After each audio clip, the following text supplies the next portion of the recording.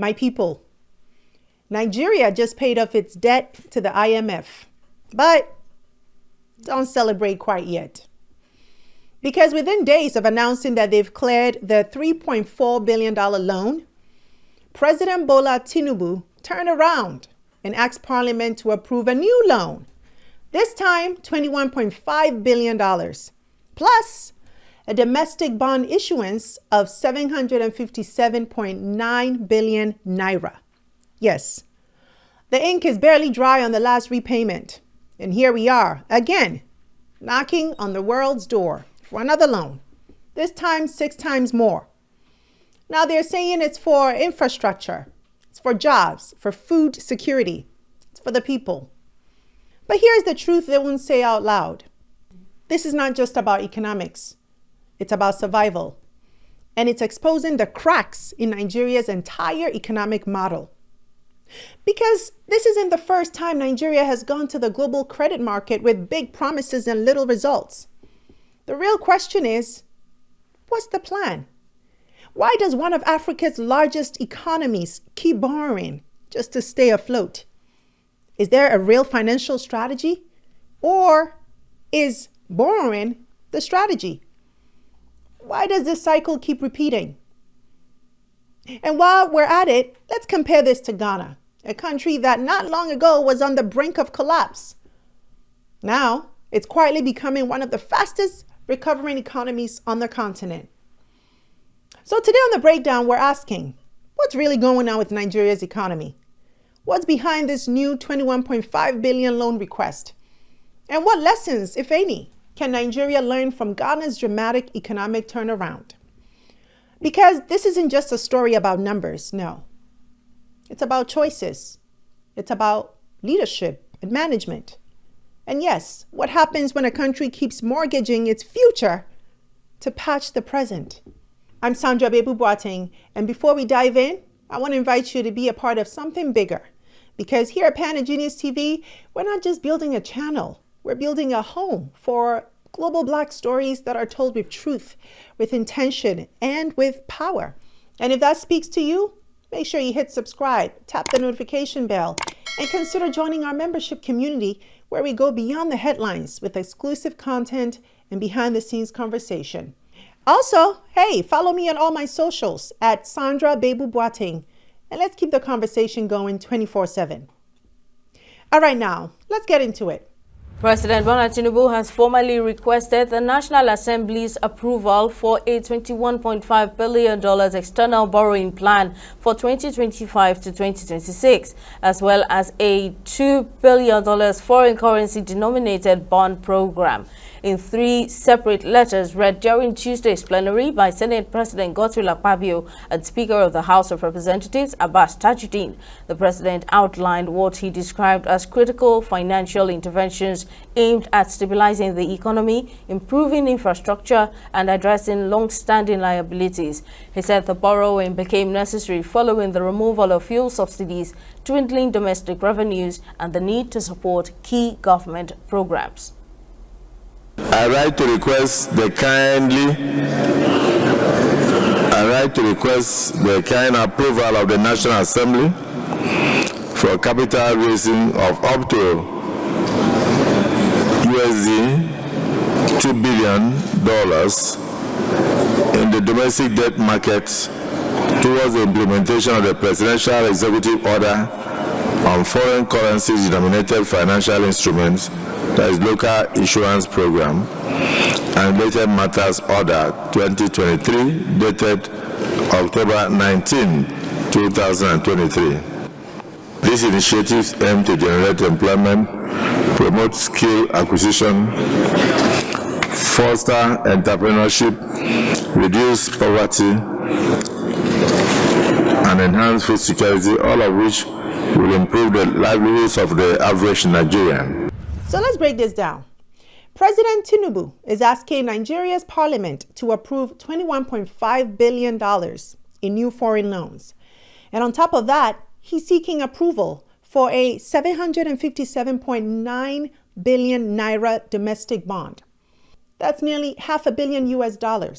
He plans to seek the loan from institutions such as the World Bank, African Development Bank, French Development Agency, European Investment Bank, Japan International Cooperation Agency, China Exim Bank, and Islamic Development Bank. Basically, any global financial institution that wants to lend to it, Nigeria will take it. Now, to critics of his plan, Tinubu says these institutions provide concessional financing, which typically comes with favorable terms, such as lower interest rates and extended repayment periods. And so, all is good. We'll be fine. No concerns here. According to his proposal, this funding will go toward food security, employment, skills training, and poverty reduction. Well, here's the problem. There is no detailed breakdown of how this money will actually be used. What exactly does that mean?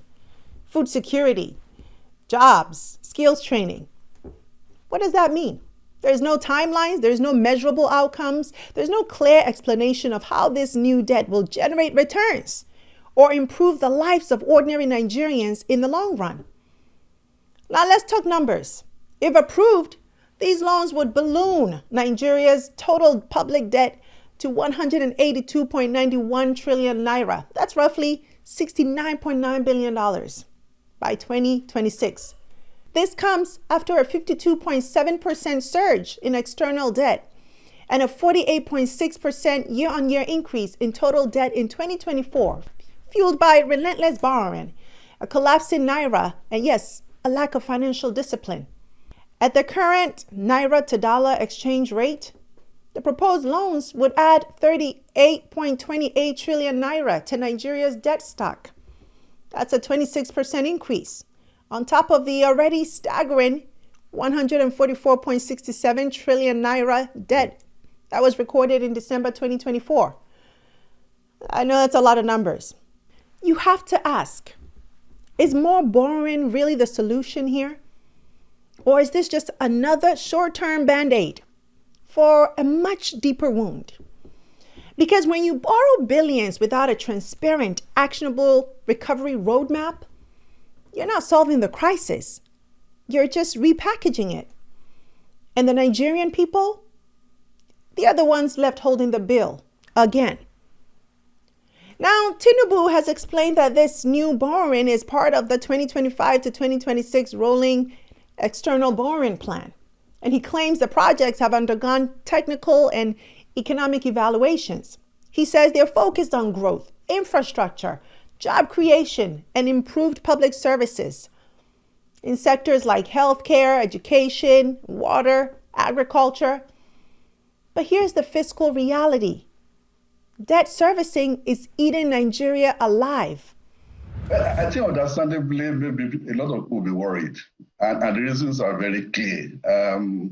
The pile-up of debt, in the last couple of years, is getting a lot of people concerned because debt is not a free lunch. It's going to be paid for either by the present or the future generations. It's also when you are going to service the debt, it's going to be at the cost. For instance, if you look at the budget this year, the debt servicing, overwhelms even capital expenditure. So it's a very serious business that has to be given very, very deep analysis. It has to be done, with great concerns. And if you look at the current debt, the current loan request by the Mr. President, $21.5 billion. That's a whole lot of, lot of money.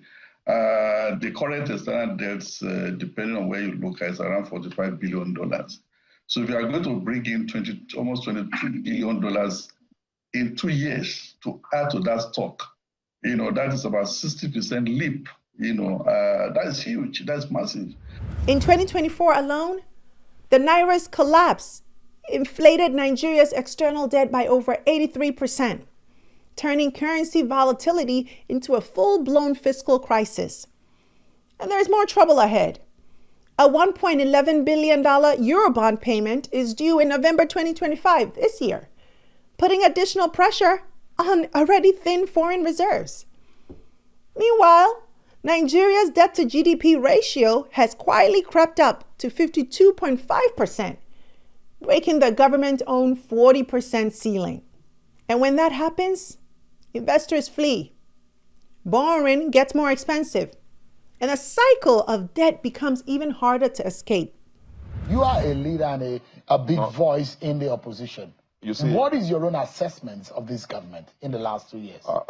My assessment of this government, just like any other Nigerian, they have not done well at all. And I will say so because there are indicators all over the place.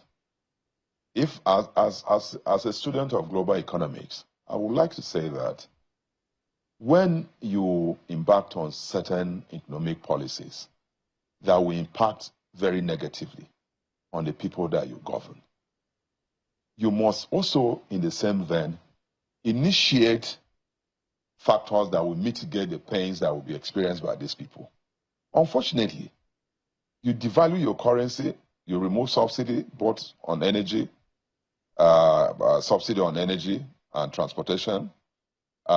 You have increased the MPR, that is the monetary policy rate. And so there's no way that any country can survive that, especially a developing economy such as our own. More so that we're not a producing country.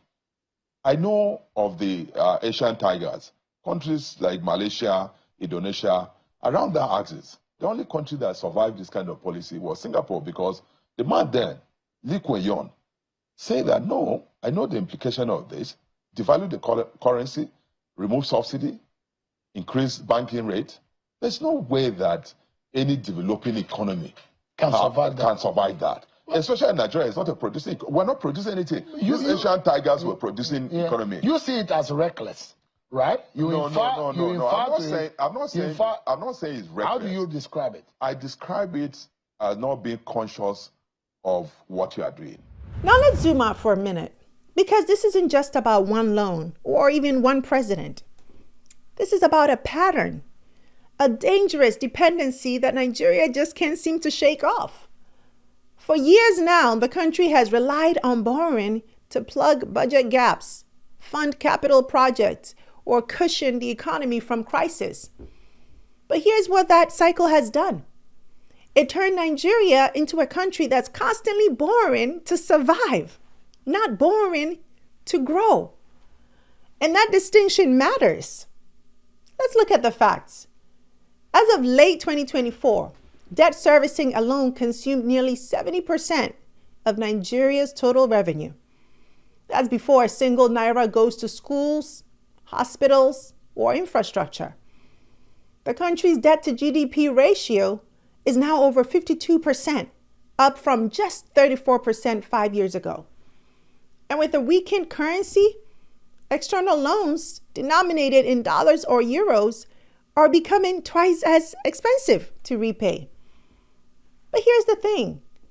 Even though Nigeria keeps borrowing, it hasn't built the internal capacity to grow its revenue base. Oil, which still accounts for over 80% of export earnings, is unreliable. Tax collection remains abysmally low. And corruption and waste, yes, continue to bleed the system dry. So instead of fixing the fundamentals, what are we doing here? We borrow more. We borrow to pay salaries. We borrow to settle pensions. We borrow to service previous loans. It's a vicious loop, one that's just not sustainable. And here's the human cost. While billions are being negotiated in Abuja and signed off in Washington, the average Nigerian is battling skyrocketing food prices, a collapsing currency, and a shrinking job market. It's easy to talk about macroeconomics, but what does any of this mean if people can't afford rice? If businesses can't survive? If pensioners are dying before their payments are paid? This isn't just an economic issue. It's a justice issue. Because every time Nigeria chooses to borrow without accountability, the people are the ones who pay. And the future, it just gets mortgaged all over again. Now let's cross the border really quickly and take a look at Ghana. Not too long ago, Ghana was in deep trouble. Yes, Inflation was out of control, the currency was in free fall, and the government was drowning in debt. In fact, in late 2022, Ghana did the unthinkable. It defaulted on its external debt, billions in Eurobonds, frozen. Investors panicked. The economy teetered on collapse, and then they ran to the IMF for an emergency bailout. But fast forward to today, Ghana is quietly pulling off one of the most impressive economic turnarounds in Africa. So what exactly did Ghana do? And what can Nigeria learn from it? Well, Ghana is doing something bold, something we rarely see on the continent. First, it's nationalizing its gold. Yes, and this is something that started under President Nana Akufo-Addo with the Gold for Oil initiative. But now, under President John Mahama, it's expanded into Gold Bod, a national program to boost gold reserves and assert full control over one of the country's most valuable resources. This isn't just about shiny rocks. It's about sovereignty. By backing its economy with gold, Ghana is reducing currency volatility, shielding itself from dollar dependency, and building a financial buffer with real-world value. Second, it restructured its loans. It paused external debt payments, no more rushing to please bondholders while the people suffer. Ghana hit pause, buying itself time to stabilize and to reset its economy on its own terms. Third, the central bank got to work. They tightened monetary policy, clamped down on runaway inflation, and injected nearly $500 million into the market to calm the currency storm. The results? The Ghanaian cedi, yes, the cedi is now outperforming the US dollar. Foreign reserves are growing. Investor confidence is slowly returning. And most importantly, Ghanaians are seeing a glimmer of hope. Now look at Nigeria. Still begging for loans, still printing naira to patch budget holes, still treating gold, oil, and gas like raw cash, not national leverage. So what's the lesson here? Ghana didn't wait to be rescued. They made hard, strategic, sovereign decisions, and it's paying off. Nigeria has even greater potential. But until we take control of our resources, discipline our central bank, and stop outsourcing our economic future to creditors, we'll keep going in circles. More debt, more pain, less growth. Now let's be clear. Borrowing isn't always bad. Countries borrow to build infrastructure, to kickstart development, and manage temporary economic shocks. But borrowing without a roadmap, without reforms, without a clear path to returns, that's not strategy. That's sabotage. And in Nigeria's case, it's no longer an emergency measure. It's the default playbook. It's become the pattern. Borrowing has replaced real reform, real financial and economic strategy. It's become the band-aid we keep reaching for, while the wound underneath just keeps getting deeper. So the real question is, what should Nigeria be doing instead of asking for another $21.5 billion loan? Well, one, it needs to take control of natural resources, like Ghana did. Nigeria sits on over 600 trillion cubic feet of gas reserves, massive oil fields, and untapped gold, lithium, and solid minerals.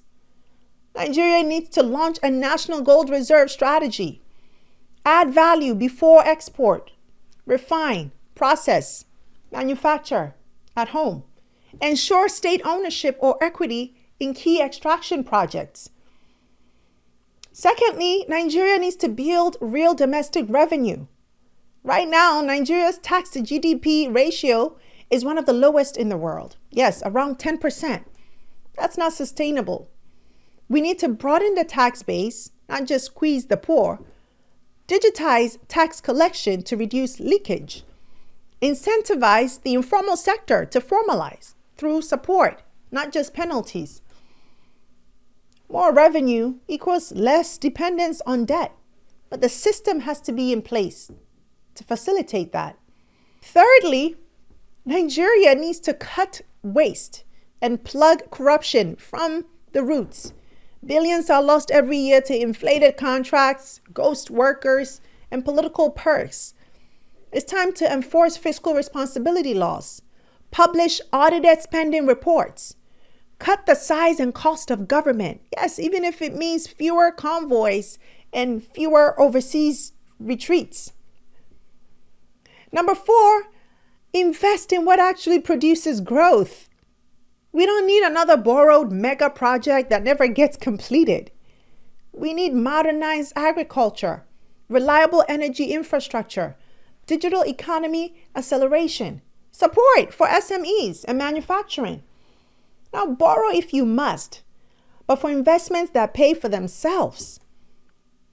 And number 5, Nigeria needs to stabilize the Naira, not with words, but with action. Tighten monetary policy when needed. Build up FX reserves through export diversification. Halt artificial currency manipulation. Confidence in the Naira is confidence in Nigeria. Because here's the truth. Nigeria doesn't have a money problem. It has a management problem. The resources are there. The talent is there in ample supply. The global interest is there. But until there is discipline, direction, and courage to make the hard decisions, we'll keep running in circles, begging for dollars, while the people pay the price.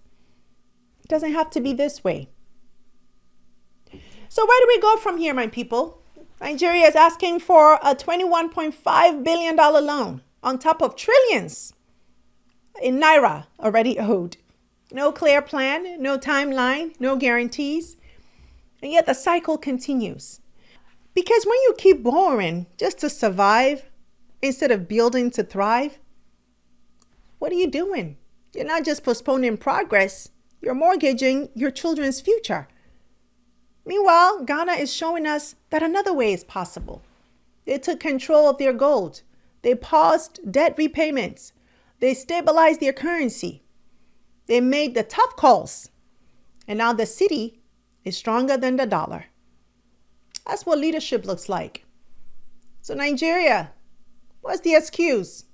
You have oil, gold, gas, people, ideas. But without a bold sovereign plan, none of that matters. Because the truth is, no one is coming to save us. Not the IMF, not the World Bank, not China, not the US. And if we're not careful, we'll wake up one day and realize we've sold the future for scraps. So my people, let's open our eyes. What do you think about Nigeria's latest loan request? Is it smart strategy or reckless dependency? Drop your thoughts in the comments. I'm in there with you. And if this episode sparks something in you, share it. Let's get our people thinking deeper, asking harder questions, and demanding better. I'm Sandra Babu-Boateng. Thanks for watching. Until next time, take care. Hey you! Thanks so much for watching this episode. I hope you enjoyed it, and if you did, don't forget to subscribe and join the family. Also, visit face2faceafrica.com for your daily news and updates on what's going on within the global Black community so you can stay informed.